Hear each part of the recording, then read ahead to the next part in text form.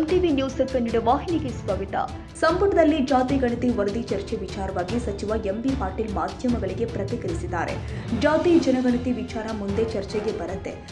ಅದರಲ್ಲಿ ಏನಿದೆ ಯಾರಿಗೂ ಗೊತ್ತಿಲ್ಲ, ಬಂದ ಮೇಲೆ ಗೊತ್ತಾಗುತ್ತೆ. ನಮ್ಮದು ಒಂದೇ ಬೇಡಿಕೆ ಇದೆ. ಲಿಂಗಾಯತರಲ್ಲಿ ಅನೇಕ ಉಪ ಪಂಗಡಗಳು ಇದೆ. ಉಪ ಪಂಗಡಗಳು ನಮಗೆ ಗೊತ್ತಿದೆ.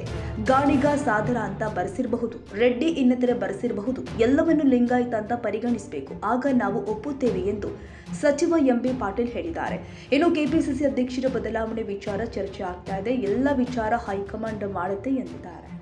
ಅನೇಕ ವಿಷಯಗಳದಾವ. ಈಗ ಅಭಿವೃದ್ಧಿ ವಿಚಾರಗಳು, ಮತ್ತೊಂದು ವಿಚಾರಗಳು ಬಗ್ಗೆ ಚರ್ಚೆ ಮಾಡಿ ನಮ್ಮ ಪಕ್ಷದ ಬಗ್ಗೆ ಚಿಂತೆ ಮಾಡಕ್ ಹೋಗ್ಬೇಡಿ. ನಮ್ಮರೆಲ್ಲರೂ ಮುಖ್ಯಮಂತ್ರಿಗಳು ಡಿ.ಕೆ. ಶಿವಕುಮಾರ್ ಅವರು, ಸತೀಶ್ ಜಾರಕಿಹೊಳಿ ಅವರು, ಪರಮೇಶ್ವರ್ ಅವರು, ರಾಜಣ್ಣ ಅವರು, ಎಂ.ಪಿ. ಪಾಟೀಲ್ ಅವರು, ಖಂಡ್ರೆ ಅವರು ಎಲ್ಲರೂ ಒಕ್ಕಟ್ಟಾಗಿದ್ದೀವಿ. ನಮ್ಮಲ್ಲಿ ಯಾವುದೇ ಭಿನ್ನಾಭಿಪ್ರಾಯಗಳಿಲ್ಲ ಸರ್. ಈಗ ಇದ್ರ ಜೊತೆ ಸರ್ ಜಾತಿ ಗಣತಿ ವಿಚಾರ ಸರ್, ಪ್ರಬಲ ಸಮುದಾಯಗಳು ಒಕ್ಕಲಿಗ ಲಿಂಗಾಯತ ಸಮುದಾಯ ಬೇಡ ಅನ್ನೋಂಥ ವಿಚಾರಕ್ಕೆ ಏನಾದರೂ ಮುಂದೂಡಿಕೆ ಹೋಗ್ತಾ ಇದೆ. ಯಾಕಂದ್ರೆ ಇವತ್ತು ಬರಬೇಕು ಅಂತ ಇತ್ತು ಸರ್. ಅದೇ ಇವತ್ತು ನಾವು ಮುಖ್ಯಮಂತ್ರಿಗಳಿಗೆ ಭಾಳ ಸ್ಪಷ್ಟವಾಗಿ ನಾವು ಹೇಳಿದ್ದೀವಿ.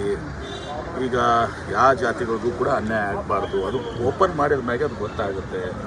ಇನ್ನು ಉಳಿದವರೆಲ್ಲ ಇವತ್ತು ವೀರಶೈವ ಮಹಾಸಭಾ ಇರ್ಬೋದು, ಇನ್ನಿತರು ಇರ್ಬೋದು, ತಮ್ಮ ಅಭಿಪ್ರಾಯಗಳನ್ನ ಹೇಳಿದ್ದಾರೆ. ಈ ಮಧ್ಯ ಯಾವುದೋ ಒಂದು ಮುಖ್ಯ ದಿನಪತ್ರಿಕೆಯಲ್ಲಿ ಜಾತಿವಾರು ಜನಸಂಖ್ಯೆಗಳನ್ನು ಕೂಡ ಹೊರಗಡೆ ಬಿಟ್ಟಿದ್ದಾರೆ, ಲೀಕ್ ಮಾಡಿದ್ದಾರೆ ಅಂತ ಹೇಳ್ತಾರೆ. ಅದು ಸತ್ಯನೋ ಸುಳ್ಳು ಗೊತ್ತಿಲ್ಲ. ಈಗ ನಮ್ಮ ಲಿಂಗಾಯತ ವಿಚಾರ ಪ್ರಶ್ನೆ ಬಂದಾಗ ಆ ಒಂದು ಮಾಧ್ಯಮದ ರಿಪೋರ್ಟ್ ನೋಡಿದರೆ ಲಿಂಗಾಯತ ಸಮುದಾಯಕ್ಕೆ 65 ಲಕ್ಷ ಅಂತ ಆಗಿದೆ. ನಮ್ಮಲ್ಲಿ ಲಿಂಗಾಯತ ಏನಾಗಿದೆ ನಾವು ವಿನಂತಿ ಮಾಡ್ಕೊಂಡಿದ್ದು, ಮುಖ್ಯಮಂತ್ರಿಗಳು ಕೇಳ್ಕೊಂಡಿರುವಂಥದ್ದು, ಮತ್ತು ನಮ್ಮ ಡಿಮ್ಯಾಂಡ್ ಕೂಡ ಅದೇ ಇದೆ. ಕಂಡ್ರೆ ನಾವು ಚರ್ಚೆ ಮಾಡಿದ್ದೀವಿ.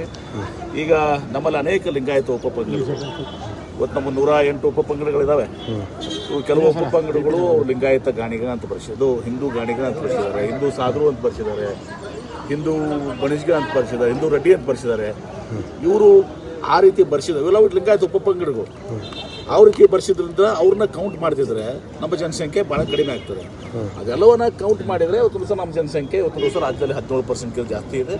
ಅದ್ರ ಪಕ್ವಾಗಿರ್ತದೆ. ಆ ರೀತಿ ಅನ್ಯಾಯ ಆಗದಂಗೆ ಎಲ್ಲ ಲಿಂಗಾಯತ ಉಪಪಂಗಡಗಳು ಅವ್ರು ಏನೇ ಬರ್ಸಿರಲಿ ಇವತ್ತು ದಿವಸ ಉಪಪಂಗಡಗಳು ಲಿಂಗಾಯತ ಅಂತ ಗೊತ್ತಿದೆಯಾ? ಗಾಣಿಗರು, ಬಣಿಜ್ಗರು, ಗಾಣಿಗರು, ಸಾದರು, ಲಿಂಗಾಯತ ಉಪಪಂಗಡ ಗೊತ್ತಿದ್ದೇವ? ಅವರೆಲ್ಲರನ್ನೂ ಒಂದೇ ಹಡಿಯಲ್ಲಿ ತೊಗೊಂಡ್ಬಂದು ನೀವು ಮಾಡಿ ಅಂತೇಳಿ ನಾವು ಮುಖ್ಯಮಂತ್ರಿಗಳು ಕೂಡ ವಿನಂತಿ ಮಾಡಿದ್ದೀವಿ. ಈ ರಿಪೋರ್ಟ್ನಲ್ಲಿ ಏನಿದೆ ನಮ್ಗೆ ಗೊತ್ತಿಲ್ಲ. ಇದರ ಮಧ್ಯೆ ಒಂದು ಪತ್ರಿಕೆಯಲ್ಲೂ ಸಹ ಜನಸಂಖ್ಯೆ ಎಷ್ಟು ಬರ್ತದೆ. ಆ ರೀತಿ ಆಗಲಿಕ್ಕೆ ಅದನ್ನು ನಾವು ಕೂಡ ಬಿಡೋದಲ್ಲ. ಮುಖ್ಯಮಂತ್ರಿಗಳಿಗೂ ನಾವು ಹೇಳಿದ್ದೀನಿ, ಹಿಂದೂ ಕೂಡ ಹೇಳಿದ್ದೀನಿ.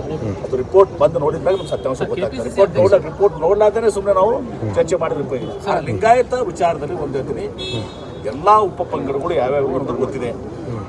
ಆ ಉಪಪಂಗಡಗಳೆಲ್ಲನೂ ಒಂದೇ ಅಡಿಯಲ್ಲಿ ತೊಗೊಂಡ್ಬಂದು ಅವರು ಏನೇ ಬರ್ಸಿರಲಿ, ಲಿಂಗಾಯತ ಗಾಣಿಗ ಅಂತ ಬರ್ಸಿರ್ಬೋದು, ಲಿಂಗಾಯತ ಸಾಧು ಅಂತ ಬರ್ಸಿರ್ಬೋದು, ಲಿಂಗಾಯತ ರೆಡ್ಡಿ ಅಂತ ಬರ್ಸಿರ್ಬೋದು, ಹಿಂದೂ ಗಾಣಿಗ ಅಂತ ಬರ್ಸಿರ್ಬೋದು, ಹಿಂದೂ ರೆಡ್ಡಿ ಅಂತ ಬರ್ಸಿರ್ಬೋದು, ಹಿಂದೂ ಮಾಲ್ಗಾರ ಅಂತ ಬರ್ಸಿರ್ಬೋದು, ಹಿಂದೂ ಬಣಿಜ್ಗ, ಹಿಂದೂ ಸಾಧು ಏನೇ ಬರ್ಸಿರಲಿ ಅವರೆಲ್ಲವನ್ನ ಒಂದೇ ತಂದು ಅವ್ರನ್ನ ಕೌಂಟ್ ಮಾಡಬೇಕು. ಅವಾಗ ನಿಜವಾದಂಥ ಜನಸಂಖ್ಯೆ ನಮ್ಗೆ ಗೊತ್ತಾಗುತ್ತೆ. ಆ ಫೇರ್ ಎಕ್ಸರ್ಸೈಸ್ ಆಗಬೇಕು ಅನ್ನೋದು ನಮ್ದಿದೆ. ಕಾರಣಾಂತರದಿಂದ ಅವರು ಮೀಸಲಾತಿ ಸಲುವಾಗಿ ಆ ರೀತಿ ಬರ್ಸಿದ್ದಾರೆ. ಅದನ್ನು ಮುಖ್ಯಮಂತ್ರಿಗಳು ಹೇಳಿದ್ದಾರೆ. ಆ ರಿಪೋರ್ಟ್ನಲ್ಲಿ ಏನಿದೆ ನಮ್ಗೆ ಗೊತ್ತಿಲ್ಲ. ಆ ರಿಪೋರ್ಟ್ ತಿಳ್ಕೊಂಡು ನಾವು ಮಾತಾಡ್ತೀವಿ. ಬದಲಾವಣೆ ವಿಚಾರಗಳು ಚರ್ಚೆ ಆಗ್ತಿದೆ. ಸತೀಶ್ ಜಾರಕಿಹೊಳಿ ಕೂಡ ಕರೆಕ್ಟಾಗಿ ಪಕ್ಷ ಸಂಘಟನೆ ಆಗ್ತಿಲ್ಲ ಅನ್ನೋದು, ರಾಜಣ್ಣ ಅವರು ಕೂಡ ಸತೀಶ್ ಜಾರಕಿಹೊಳಿ ನೋಡಿ ಒಂದು ಹೇಳ್ತೀನಿ, ಈ ಎಲ್ಲ ವಿಚಾರಗಳು ಅಧ್ಯಕ್ಷರ ಬದಲಾವಣೆಯನ್ನು ಮುಂದುವರಿಕೆಯನ್ನು ಯಾರು ಮಾಡೋದು ಇದೆಲ್ಲವೂ ಕೂಡ ಕಾಂಗ್ರೆಸ್ ಪಕ್ಷದ ಹೈಕಮಾಂಡ್ ಮಾಡ್ತಾರೆ. ತಾಜಾ ಸುದ್ದಿಗಾಗಿ ಎಂಟಿವಿ ನ್ಯೂಸ್ 24x7ಗೆ ಸಬ್ಸ್ಕ್ರೈಬ್ ಮಾಡಿ ಮತ್ತು ಬೆಲ್ ಐಕಾನ್ ಅನ್ನು ಒತ್ತಿ. ತಪ್ಪದೇ ಲಿಂಕ್ ಶೇರ್ ಮಾಡಿ.